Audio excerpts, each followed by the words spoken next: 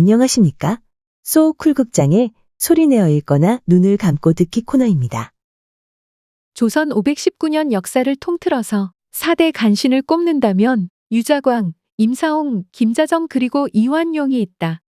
통칭 임금의 눈과 귀를 가리는 신하를 일컬어 간신이라 하는데 유자광은 대표적인 간신이다. 자광의 부친이 낮잠을 자다가 백호가 나오는 꿈을 꾸었는데 깨자마자 태몽임을 알았다. 부인을 찾았으나 마침 멀리 가고 집에 없었다. 그래서 평소에 눈여겨보던 집의 여종을 취했다고 한다. 자광의 인생 목적은 오로지 부귀영화였지만 서얼로 태어난 만큼 제약이 많았다. 신분의 족쇄를 풀고 출세하기 위해서 자광은 집요하고 비겁하며 동시에 잔인한 수단을 썼다. 그 덕택으로 자광은 세조, 예종, 성종, 연산군, 중종까지 내리 5임금을 모시며 2번이나 공신으로 책봉되고 군의 칭호까지 받았다.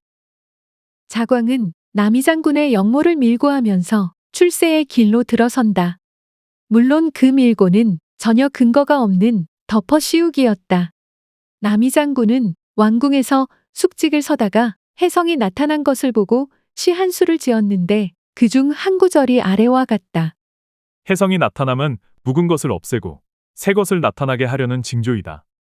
이것을 엿들은 자광이 남이장군이 역모를 꾸민다고 예종에게 모함하여 남이장군은 의금부에 하옥된다. 하지만 아무리 고문하여도 그럴듯한 반역의 증거가 나오지 않자 자광은 남이장군이 역모를 품은 증거로 북정가를 제시했다. 남이장군은 일찍이 백두산에서 남아 20에 나라를 평정하지 못하면 후세에 누가 대장부라 일컬으리요. 라고 노래한 적이 있는데 그 시를 남아 20에 나라를 얻지 못하면 후세에 누가 대장부라 일컬으리요. 라고 평자를 득자로 자광이 바꾸어서 반역의 증거로 제시한다. 1468년 10월 27일 남이장군은 한강변 세남터에서 사형당하는데 형벌은 거열형이었다. 거열형은 사람의 팔과 다리 그리고 목을 5마리의 말이나 소에 묶은 다음 각 방향으로 달리게 하여 머리와 사지를 5등분으로 나누어 찢어 죽이는 참혹한 형벌이다. 남이의 나이 이때 28살이었다. 이뿐만이 아니다. 유자광은 자신의 정적을 제거하기 위해 모함과 음해를 서슴지 않았다. 자광은 살인파학자들을 허위로 고발하거나 조작된 증거를 사용해 죄를 씌우는 행위를 자행했다. 특히 무우사화를 일으켜 당시 조정에 진출해 있던 살인파의 씨를 말린다. 이때부터 유자광은 조선 지식인 계급의 원수가 된다. 이와 같은 행위로 인해 유자광은 조선 역사에서 권력을 위해 도덕과 의리를 저버린 간신으로 평가받고 있다. 조선의 2번째 간신으로는 임사홍이 있다. 사홍은 조선 전기의 권신으로 세조, 예종, 성종, 연산군의 4대에 걸쳐 권력을 쥐고는 날고 뛰었다. 그의 됨됨이를 엿보는 사건 하나를 보자. 갑자사화를 일으켜 연산군의 총애를 받던 중 사홍에게 문제가 생긴다. 둘째 아들인 희재가 연산군을 진시황에 빗대어 비판하는 시를 쓴 것이다. 격노한 연산군이 사홍을 불러 문책했다. 임금 앞에서 사홍은 아들을 비난했다. 소인의 아들은 원래부터 성품과 행실이 불순했습니다. 큰 벌을 내려주십시오. 이 말에 고무되었든지 연산군은 단지 시 한 편을 적었을 뿐인 희재를 몸을 4갈래로 찢어서 죽이는 능지처사를 명했다. 권력을 지키기 위하여 아들에 대한 구명조차 포기한 사홍의 냉혈한 면모를 보여주는 사건이다. 실록에는 아들이 처형되던 날에 사홍이 지인들을 초대하여 연회를 즐겼다고 적혀 있다. 사홍은 연산군이 사냥을 나가는 지역마다 민가를 강제로 허물고 금표를 설치하는 일을 주관하여 수많은 백성의 원성을 샀다. 또한 사홍은 아들 숭제와 함께 전국의 미녀들을 징발하여 연산군에게 바치는 일에 앞장섰다. 그 대상은 기생에서 백성의 딸, 심지어 사대부가의 처녀 유부녀를 가리지 않았고 그 숫자는 무려 1만 명에 이르렀다. 이를 소재로 한 영화가 바로 2015년 민규동 감독이 연출한 간신이다. 아들 숭재는 중종반정이 일어나기 1년 전 병을 얻어 아버지보다 먼저 죽었다. 아버지를 능가하는 간신이었던 숭재는 심지어 죽어도 여한이 없으나 전하께 너는 미인을 바치지 못한 것만이 천추의 아닙니다. 라는 유언을 연산군에게 남겼다. 1506년 9월 2일 중종반정이 일어나며 사홍은 자택에서 반정군사의 습격을 받아 즉결 처형당한다. 연산군의 수족으로 온갖 전횡을 일삼던 사홍은 처음부터 반정군의 처형 대상 1순위였다. 반정 20여일 뒤에는 재차 부관 참시되는 굴욕도 겪었다. 조선 500년 동안 임사홍은 연산군의 폭정을 배후에서 부채질한 원흉으로 평가받으며 간신의 대명사로 사람들 입에 오르내렸다. 중종실록은 임사홍 부자를 청고에 으뜸가는 간신이라 했다. 조선의 세 번째 간신으로는 김자점이 있다. 자점은 인조반정을 주도한 인물인데 이후 청나라 사신이나 역관 등과 결탁해 청나라의 후원을 권력의 뒷배로 삼았다. 자점은 성미가 모질고 사나웠으며 일처리도 엄하고 급했다. 인조반정 당시의 동지인 심기원의 옥사를 처리할 때 이런 역정놈은 동상의 사형 방식보다 훨씬 고통스러운 방식을 써서 죽여야 한다. 머리를 먼저 자르고 팔다리를 벨 것이 아니라 팔다리부터 자른 후에 머리를 베어라. 하여서 실무를 담당했던 서리들이 치를 떨었다 한다.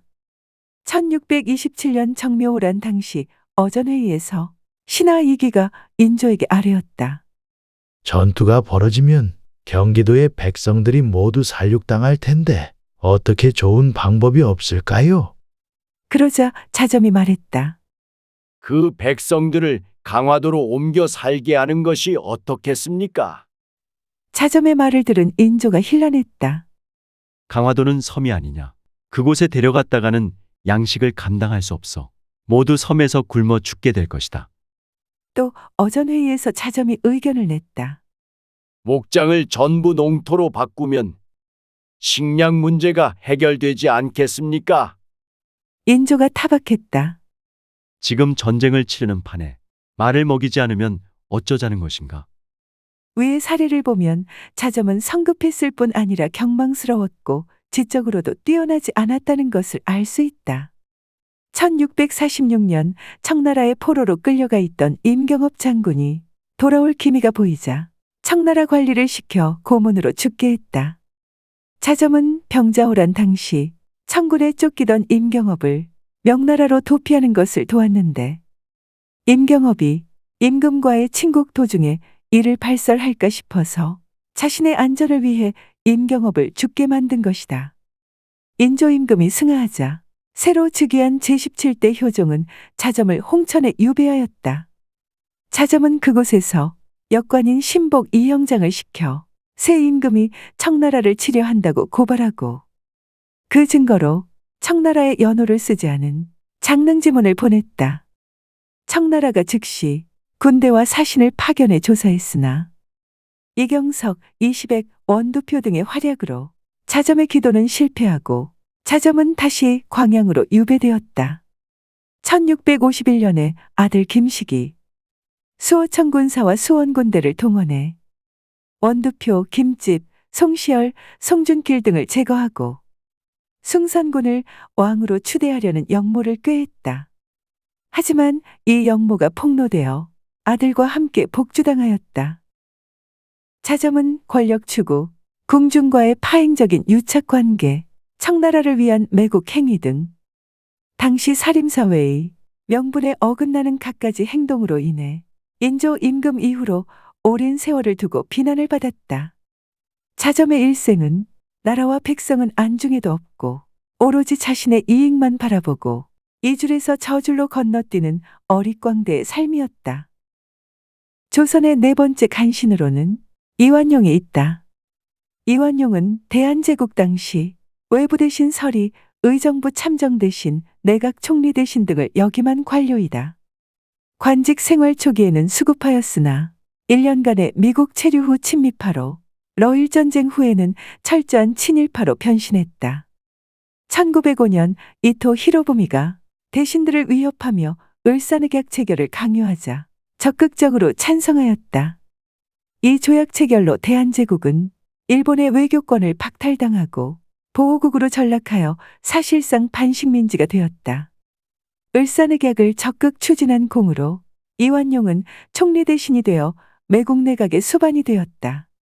이후 이토 히로부미의 절대적 신임을 받으며 이토 히로부미를 영원한 스승으로 떠받들었다. 1907년 7월 총리 대신으로 있으면서 일제의 요구에 부응하여 고종 황제의 강제양위를 주도하였고 우리나라 군대를 앞장서서 강제로 해산시켰다. 1907년 의병장들을 중죄로 처벌하고 미체포한 의병부대 지휘관들을 체포할 것을 순종 황제에게 요구하였다. 1909년 사법권을 일본에 위임하였고 한국 재정 및 경제권을 일본에 양도하는데도 이완용은 앞장섰다. 이와 같은 매국적 행위로 인하여 독립운동가들의 암살 1급 대상자로 지목되었다. 1909년 의사 이재명이 이완용을 암살하기 위해 명동 성당에서 돌아오는 이완용을 단도로 습격했으나 미수에 그쳤다. 의사 이재명은 재판소에서 사형을 언도받고 1910년 9월 30일 순국했다. 1910년 한일병합조약 체결 협상을 벌이고 동년 8월 어전에 의해서 순종 황제를 압박하여 합병 조칙을 받아냈다. 1910년 국권이 완전히 일본에 넘어갔는데 순종을 압박하여 합병 조칙을 받아낸 공로로 일본 정부로부터 백작의 자기를 받았고 나중에 후작으로 올라갔다. 1919년 3.1 만세운동이 일어나자 망동이라 비난하고 저항운동을 중지할 것을 촉구하였다. 1926년 2월 11일 이재명 의사의 칼에 폐를 다친 후유증으로 알턴 해수병이 악화하여 사망하였다. 이완용은 친일 반민족 행위자이자 매국노의 대명사로 손꼽히는 악명 높은 일제부역자이다. 그는 을사늑약을 적극적으로 체결하고 고종의 강제 퇴위를 주도했으며 일제의 나라를 팔아넘기는 모든 행위에 관여한 친일 반민족 행위자이다. 이완용은 이념이나 신념을 신경 쓰지 않는 정치인이자 철저한 이기적인 인간이었고 한반도 역사상 최악의 인물이자 민족 반역자이다. 들어주셔서 고맙습니다. 용어 풀이와 참고 문헌 그리고 자료 출처는 명기만 하고 따로 읽지는 않겠습니다. 참고하시기를 바랍니다. 구독과 좋아요 그리고 알람 설정 부탁드립니다.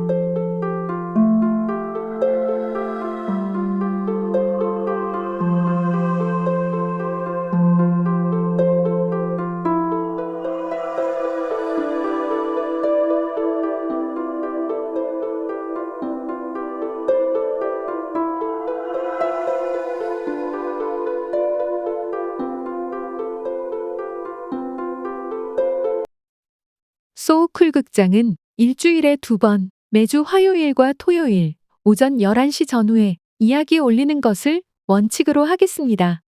화요일은 재미있고 기이한 옛날 이야기, 토요일은 실제 일어난 사연, 사건이나 전설, 설화, 신화 등을 다루겠습니다. 반면에 쇼츠는 틈을 봐서 올리겠습니다. 고맙습니다. 다음에 만날 때까지 건강하시기를 기원합니다.